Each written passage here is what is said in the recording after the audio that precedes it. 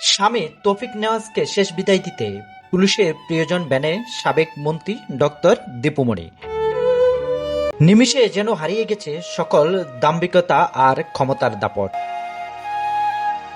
কঠোর নিরাপত্তার মধ্যে দিয়ে তাকে নিয়ে যাওয়া হচ্ছে বনানী কবরস্থানে, জীবনের সবচেয়ে প্রিয় মানুষটিকে শেষবারের মতো এক নজর দেখতে, চিরবিদায় জানাতে।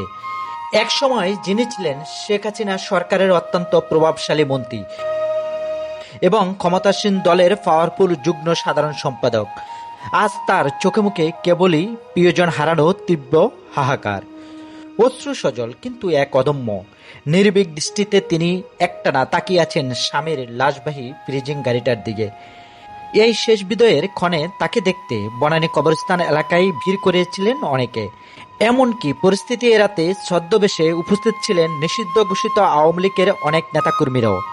সেখানে উপস্থিত ছিলেন তার আত্মীয় স্বজন এবং অন্যান্য দলীয় নেতাকর্মীরাও।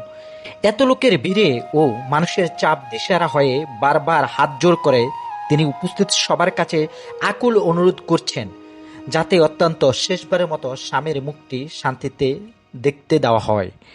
আইনি নিয়মের ব্রাজালে হাতে সময় বড্ড কম, হয়তো আর কিছুক্ষণ পরেই পুরিয়ে আসবে এই 12 ঘন্টা মুক্তির মেয়াদ। এরপর আবার ফিরে যেতে হবে সেই অন্ধকার কারাগারে।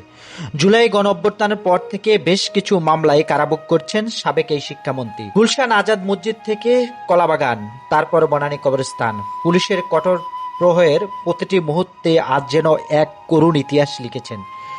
সময় শেষ হলে হয়তো তাকে আবার ফিরে যেতে হবে মুন্সিগঞ্জ কারাগারে।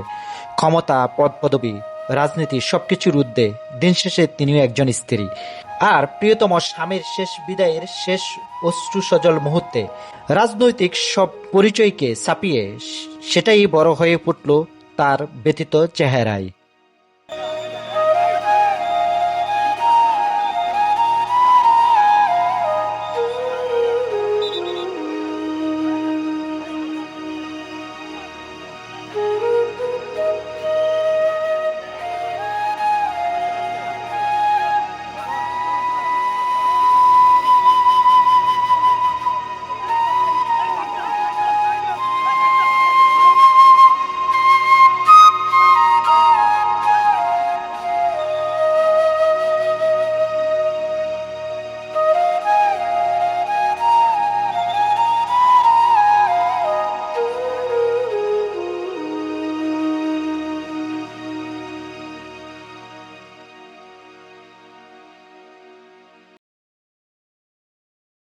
এই সামনে মোড়